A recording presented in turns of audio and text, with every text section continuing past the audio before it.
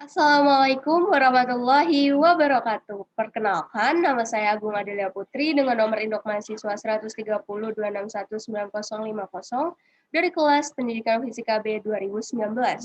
Di sini saya mau cerita. Kemarin saya nggak sengaja megang stop kontak dengan kondisi tangan yang basah. Terus gimana dong? Ya kesetrum lah. Terus gimana? Apa saya bakal jadi Gundala Putra Petir? Ya enggak lah, tenang-tenang. Dengerin saya ya. Kalian harus tahu, sengatan listrik atau yang sering disebut kesetrum merupakan bahaya yang sering terjadi akibat kelalaian manusia. Contohnya, ya saya kemarin. Istilah kesetrum dapat diartikan sebagai suatu peristiwa hubungan singkat di mana tubuh manusia menjadi konduktor bagi arus listrik. Konduktor ialah benda-benda yang dapat menghantarkan arus listrik. Definisi lain dari kesetrum adalah peristiwa mengalirnya arus listrik pada tubuh manusia akibat kontak antara tubuh manusia dengan sumber listrik yang dapat menyebabkan stimulasi atau rangsangan yang berlebihan. Itulah mengapa jika kalian tersengat arus listrik, maka akan terasa sakit. Terus bahaya nggak sih?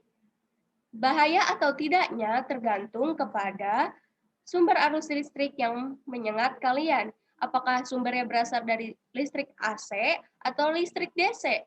Jika sumbernya berasal dari listrik AC atau alternating current yang merupakan arus bolak-balik, maka berbahaya. Mengapa? Karena berasal dari generator atau PLN yang frekuensi arus listriknya sebesar 50 Hz. Bayangin listrik sebesar itu mengalir ke tubuh kalian, apa gak bahaya tuh? Nah, beda lagi urusannya kalau misalkan kalian tersengat oleh arus DC. Arus DC ini tidak terlalu berbahaya karena hanya dihasilkan oleh baterai kering maupun akumulator. Arus DC ini dikatakan arus searah karena arus listrik mengalir terus-menerus dari kutub negatif ke kutub positif. Jadi kalian nggak perlu khawatir, paling kaget doang sih. Di sini kita bakal bahas lebih lanjut mengenai listrik AC atau alternating current. Arus AC adalah arus listrik yang nilainya berubah terhadap satuan waktu. Arus ini dapat pula disebut dengan arus bolak-balik. Listrik arus bolak-balik dihasilkan oleh sumber pembangkit tegangan listrik yang terdapat pada pusat-pusat pembangkit tenaga listrik. Lalu, listrik AC ini dipakai di mana saja sih? Listrik AC ini banyak dipakai di peralatan rumah tangga seperti lampu, kulkas, setrika, mesin cuci, dan masih banyak lainnya. Arus listrik AC akan membentuk suatu gelombang yang dinamakan dengan gelombang sinus.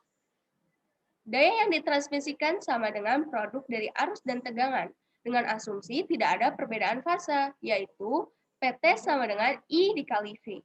Dengan demikian, jumlah yang sama, daya dapat ditransmisikan dengan arus yang lebih rendah dengan meningkatkan tegangan. Oleh karena itu, menguntungkan ketika transmisi sejumlah besar kekuatan untuk mendistribusikan listrik dengan tegangan tinggi. Tegangan AC dapat meningkat atau menurun dengan transformator. Penggunaan tegangan yang lebih tinggi menyebabkan signifikan transmisi yang lebih efisien daya. Rugi daya dalam konduktor adalah produk dari kuat arus I dan resistensi R konduktor. Dijelaskan dengan rumus PL sama dengan I kuadrat dikali R. Ini berarti bahwa ketika transmisi daya tetap pada kawat yang diberikan, jika saat ini 2 kali lipat, daya yang hilang akan 4 kali lebih besar. Lalu, bedanya apa listrik AC dengan listrik DC? Perbedaannya dapat dilihat dari metode penggunaannya. Arus AC memiliki besar dan arah yang berubah-ubah secara bolak-balik.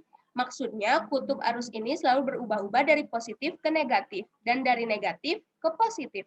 Karena itulah, walaupun stop kontak dipasang bolak-balik, tidak akan terjadi konsleting listrik. Sebaliknya, jika sebuah baterai yang merupakan listrik arus DC dipasang terbalik, maka baterai tidak akan berfungsi. Bahkan untuk alat-alat listrik DC lain akan terjadi ketidaknormalan fungsi. Hal ini terjadi karena kutub arus DC tidak pernah berubah dari positif ke negatif maupun sebaliknya. Lalu, memangnya listrik AC ini bermanfaat? Pemanfaatan listrik AC sebenarnya sangatlah banyak, contohnya barang-barang yang ada di rumah. Perhatikanlah bahwa semua barang yang menggunakan listrik PLN berarti telah memanfaatkan listrik AC. Sebagaimana pengaman listrik AC yang ada di rumah, biasanya pihak PLN menggunakan pembatas sekaligus pengaman yaitu MCB, Miniatur Circuit Breaker. Contoh pemanfaatan energi listrik AC yang lain adalah pompa air AC, pendingin ruangan, kompor listrik, dan masih banyak lain. Nah, sampai sini dulu ya cerita saya kali ini. Sampai jumpa di cerita selanjutnya. Jangan lupa ditungguin ya. Wassalamualaikum warahmatullahi wabarakatuh.